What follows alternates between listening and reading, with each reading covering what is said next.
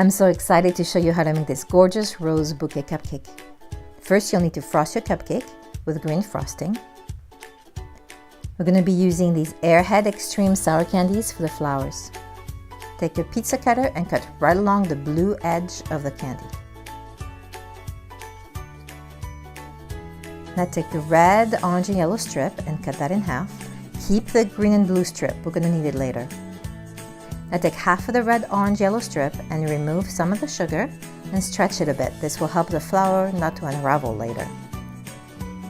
With the red edge up, you're going to start rolling the candy and twist and roll and twist again. Now you want to wrap the edge over the bottom of the flower and insert a toothpick through the middle. While you're doing that, go ahead and squeeze your flower a little so it sticks better. You may want to cut your toothpick in half and insert it in your cupcake. You'll need 19 flowers to finish one bouquet cupcake. On this one, I need just one more with a leaf for the edge.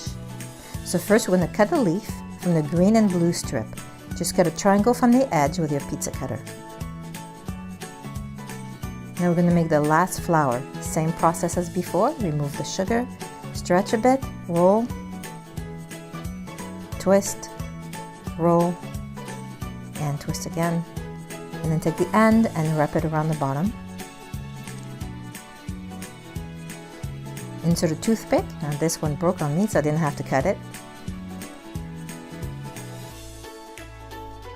And carefully insert the leaf and place the whole thing in a cupcake with the leaf facing out. To finish it off, I'm gonna wrap it in this cute matching cupcake wrapper from my Tea Party printables. And voila! Isn't it so colorful and springy and amazing? Perfect for a tea party, shower, Easter, Mother's Day. Definitely one your guests will remember.